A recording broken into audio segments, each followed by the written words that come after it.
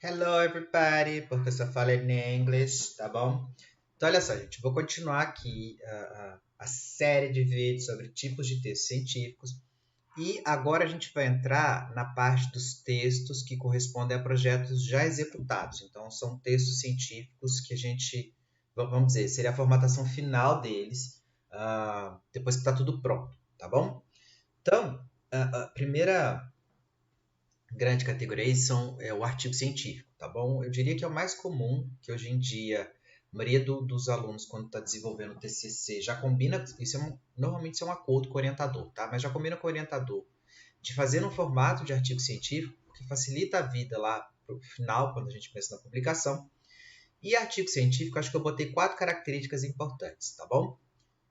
Primeira característica importante, ele é usado, então, como eu falei, para divulgar suas ideias e descobertas para os seus pares. Adoro falar pares, entendeu? Aquelas pessoas que ficaram criticando seu trabalho a vida inteira. Mas isso é bom porque melhora aí, tá bom? Então, é algo que você vai usar para divulgar suas ideias, para divulgar o que você encontrou no seu trabalho para os seus pares. Ele não, o artigo científico em si, ele não é algo que é um retorno para a sociedade conhecer o que você fez aí. Ele está na parte em que você está usando uma formatação mais rígida e mais técnica para que outros cientistas possam conhecer o que você encontrou, tá bom? Ele não está naquela parte de retorno, ele pode ter um retorno social, tá bom? Já nesse ponto, mas ele não é para divulgação para a sociedade. Então ele é ainda mais técnico, ele é algo que é difícil de entender para quem não é do meio, tá bom? Ele é algo que já foi feito, então se ele é feito, o tempo verbal vai mudar. Normalmente, na introdução, a gente usa o tempo no presente, então é porque a gente está discutindo os processos ali, os mecanismos que a gente acha que suportam, que existem, que vão dar embasamento para a hipótese. E o restante do método para frente, a gente bota no passado, porque é algo que já foi feito, tá bom? Então lembra disso, a gente muda o tempo verbal do projeto para o artigo. Cansei de pegar texto de aluno que está lá já tudo coletado com o tempo verbal no futuro, porque o projeto estava no futuro. Muda, lembra, acorda para a vida, tá bom? Ele frequentemente essa vai ser a estrutura, tá? Eu botei frequentemente que eu vou mostrar para vocês que isso muda um pouquinho.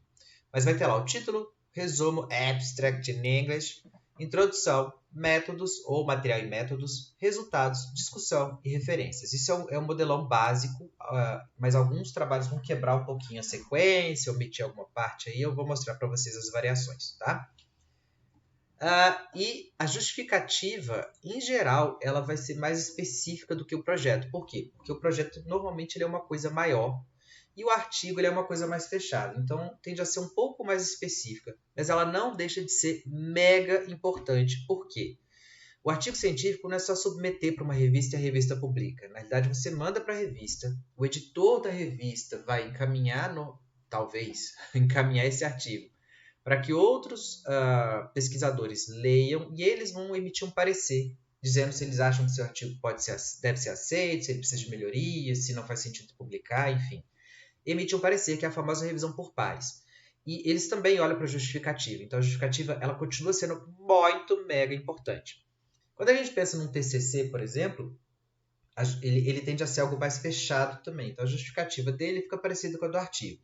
Quando a gente pega projetos que são maiores, como dissertação ou tese, aí sim eles ficam com uma justificativa maior ou mais abrangente que a do artigo. Do artigo a gente dá uma enxugada nela. E um ponto super importante no artigo é conseguir ou saber escolher a revista para a qual vocês pretendem submeter, tá bom? Mandar para uma revista não quer dizer que vai ser publicado lá, mas você tem que escolher uma revista para ver se você recebe um aceite de publicação nela, tá?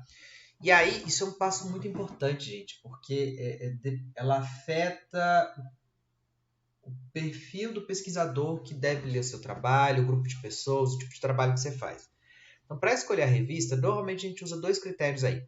Primeiro, que é super importante, é o escopo da revista. Então, que tipo de produção científica essa revista foca, o que ela publica, e o impacto dela. O impacto tem várias formas de medir, tem uma que é mais famosinha, que é o fator de impacto, do Web of Science, mas o impacto é meio que tentar gerar uma métrica de, em média, quantos trabalhos daquela revista são lidos e citados pela comunidade ou em outras revistas.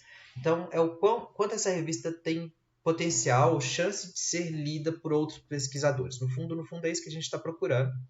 E isso afeta um pouco da escolha. Normalmente as revistas têm impacto mais alto, mais gente submete para elas e é mais difícil você ter um trabalho aceito lá, tá bom? E aí eu peguei alguns exemplos só para vocês terem ideia. Então, por exemplo, isso aqui é a Oikos, que é uma revista de ecologia. Tudo em inglês, tá, gente? Eu não estou nem discutindo nada em português, porque português aqui é o seu projeto, seu TCC. Na hora que você vai fazer o artigo, você vai traduzir ele para o inglês. Em 90% dos casos, vai ser raro você mandar isso em português. Mas, por exemplo, quando você entra no site da Oikos, tem duas informações já que são importantes aqui.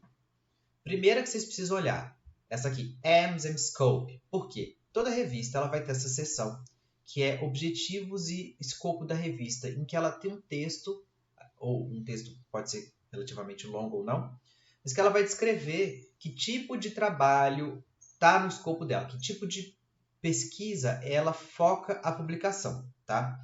Normalmente, quando você está escrevendo o seu projeto ou seu artigo, você já tem uma ideia de quais revistas você lê com mais frequência, porque tem grupos de revistas que tendem a publicar temas parecidos. Então, Oikos, Ecologia, Ecology, por exemplo, elas tendem a ter temas bem parecidos. Então, normalmente, você já sabe assim, não, eu cito muito a Oikos, por exemplo. Se você cita muito a Oikos, provavelmente você está no escopo da revista, seu trabalho está no escopo da revista. Então, é uma revista que faria sentido você dar uma olhadinha nela. Mas, por via das dúvidas, vai nesse Aims and Scope aí para ver se, de fato, o que você fez se encaixa no grande escopo da revista. E a outra informação que a gente costuma olhar é isso aqui, que é o fator de impacto, tá bom? Então, esse fator de impacto ele é uma coisa que é criada pelo Journal Citation Reports, que é um braço aí da Web of Science, que tenta medir aí o quanto essa revista é lida e citada, tá bom? Esse fator de impacto varia muito. Então, para vocês terem ideia, na nossa área, as duas revistas com maior fator de impacto são Science e Nature, que está em torno de 30, 20, muito assim, se eu não estiver fazendo confusão. Só que isso não tem uma distribuição linear, assim. Depois dela, a gente desce para algumas revistas aí em torno de 18, depois cai para 11, depois cai para 8. Tem um grupo grande aí de revistas entre 2,5 e 5, vamos botar, que são revistas ainda consideradas muito importantes na área. E tem um montão de revista que vai ser abaixo disso. Isso vai até 0 alguma coisa, tá bom? Mas cuidado para você não ser muito direcionado só pelo fator de impacto. Isso traz perigos para a sua vida, tá? Lembra que eu falei, olha, se você escreve um trabalho só para ser publicado, você vai ficar o tempo todo mirando em revista de impacto alto. E às vezes, o tipo de trabalho que você fez, ele tem uma chance de não ser muito considerado naquela revista, ou de pessoas que pegam a revista não se interessarem muito pelo tipo de trabalho. Então, tem revistas que vão ter um impacto menor, mas que, para o tipo de trabalho que você fez, elas se encaixam muito melhor e ele tem chance de ser muito mais lido pelos seus pares na sua área do que numa revista grandona. Então, é um balanço, tá, gente? Não fica pesando sua vida só em fator de impacto. Ele conta pra gente na prática, mas ele não pode definir tudo que você faz na vida. Beleza? Então, olha só. A Oikos, aqui eu botei a primeira página de um artigo dela, ela usa essa estrutura típica que eu falei para vocês no primeiro slide, tá? Então, os artigos da Oikos, eles vão ter o título, como vocês estão vendo, eles vão ter o resumo, e eles vão ter lá bonitinho uma seção de introdução, uma de métodos ou material e métodos, resultado, discussão e referência. É o formato mais comum nas revistas de ecologia, mais frequente, e é o que eu particularmente gosto mais. Por quê? Porque ele reflete a forma com que a gente desenvolve a pesquisa. Ele tem um espelho muito grande com o método científico. Então, o título ali é para dar um spoiler grandão do que tem no trabalho. O leitor já vê ali e entender. De preferência, gente, um título que seja atrativo, pelo amor de Deus, tá? Não bota o título boring, não, porque a chance de você não ser lido, ela aumenta exponencialmente. Depois, a gente tem um resumo, que é basicamente descrever aí a principal motivação teórica. Adorei, vou usar isso mais vezes. A principal motivação teórica, como que você fez isso em linhas gerais, o que você encontrou e para qual que é a direção da sua discussão aí, né? Na introdução, a gente vai amarrar todo aquele contexto teórico, todo aquele grupo que eu falei de método científico, a gente tem a teoria, e que da teoria a gente vai chegando ali, pegando os processos que são importantes para a gente poder chegar na hipótese, até a hipótese, tudo isso está lá na introdução. Então, a introdução é onde você mostra a conexão do que você está fazendo, do seu mecanismo específico, que é ali a sua hipótese, com os aspectos teóricos mais gerais do seu trabalho. Está lá na introdução. Como é que você fez para coletar os dados que te permitiram testar as previsões do seu trabalho? Está lá no método. Então, ele já vem assim, ó, o que eu pensei em termos de processo, como é que eu fiz para conseguir os dados para poder avaliar esse negócio aqui que eu estou querendo avaliar. Vem o resultado, que é a parte de descrição dos fatos. O que você de fato encontrou ali, incluindo suas análises de dados e tudo mais. E aí vem a discussão, que é o que você imagina que está acontecendo, qual que é a sua interpretação dos resultados que você encontrou dentro do contexto teórico que você apontou lá na sua introdução. Então, essa é a função da discussão, interpretar os seus resultados, mas usando como molde o contexto teórico da introdução. E, por fim, as referências, que é citar todo mundo que você foi citando ao longo do texto. Então, eu gosto bastante desse formato, eu acho ele super didático para quem está começando na carreira, porque ele tem um espelho muito grande com o método científico, tá bom? Mas não é o único. Então, por exemplo, aqui é PNAS, Proceedings of the National Academy of Science of the United States of America, que é uma revista muito importante. Ela publica várias coisas em várias áreas, não só na ecologia, mas ela é super importante em todas as áreas, super lida. Muita gente tenta publicar lá, não é fácil. Você precisa de um trabalho muito diferentão para conseguir.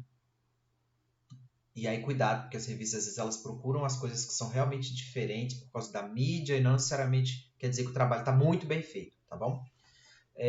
Mas a PNAS, ela não usa a estrutura típica que eu mostrei para vocês, tá? Então, tá aqui um artigo, o início dele, né? Então, para vocês verem, lá a introdução ela não tem um tópico, mas ela começa como introdução normal.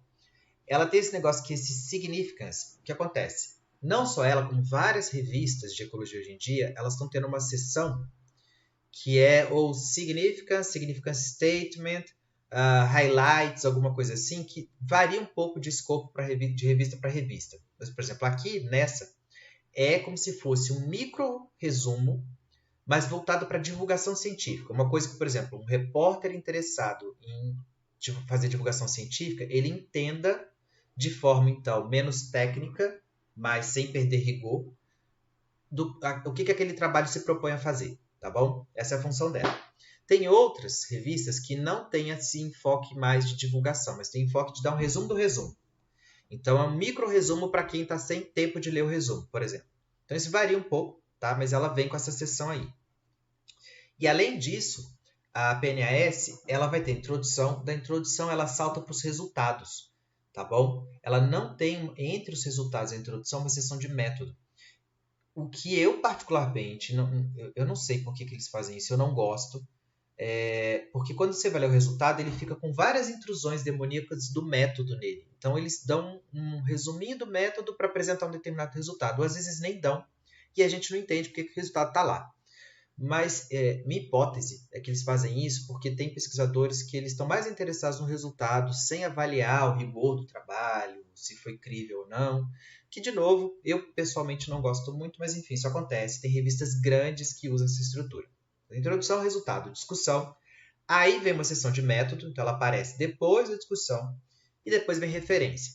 Algumas outras ela vai ter discussão, referência e só depois método, tá bom? Joga para o final para quem tiver interesse em avaliar como o trabalho foi feito, vai lá ou replicar o trabalho, vai no método, tá? A gente pode ter também um outro formato, acho que é o último tipo que eu trouxe aqui, que é o formato adotado, por exemplo, na Nature e na Science, tá? Então, essas revistas é quase como se fosse uma revista de divulgação científica para cientistas, tudo bem? Porque elas são muito lidas, mas elas não trazem muito detalhamento dentro delas, porque eles são artigos muito curtos, tá? Então, normalmente, associado ao artigo que sai na Nature, na Science, tem algum outro artigo correlato que tem um detalhamento maior ou mais informações de um mesmo projetão, assim, tá? Mas, normalmente, o que essas revistas têm é um texto corrido. Então, ela não separa em tópicos, tá? E você vai, à medida que você vai lendo, meio que você tenta identificar o que é introdução, o que é método, o que é resultado, o que é discussão. Mas ele vai corrido, tá? Por isso que eu digo que ela é quase que uma divulgação, assim. Raramente você vai ter um trabalho nessas revistas que tenha mais de 3 páginas, tá? É bem raro. Então, tem que ser ultra mega sucinto. É só o filé mignon do filé mignon do filé mignon do trabalho. Então, o que foi encontrado ali de mais importante, seja significativo ou não. O método ele é separado. ele vem depois do texto, às vezes ele não vai aparecer no material suplementar. E é isso, essas revistas, elas frequentemente têm um material suplementar, que é uma coisa que não está no artigo principal, mas você pode acessar. E ele é gigantesco. Tem quilos de informação no material suplementar porque os autores não tiveram espaço para botar nela. Então, o que eles ganham numa revista dessa? Uma super divulgação, porque muitos autores vão procurar informação aí. Eles têm um texto ultra resumido sobre o que eles fizeram, o que eles encontraram, mas é isso. Ela não traz muito detalhamento do trabalho. Mas também é um formato para vocês saberem que existe aí, tá bom? Então, a gente tem desde do tipo ali da Oikos, que é o mais tradicionalzão, PNS, que começa a quebrar um pouco, e a Nature, que já tem um sistema bem diferente, ou a Science. Tem outras variações, mas é quase tudo variação sobre esse tema que eu mostrei aí, tá bom, pessoas? Então é isso.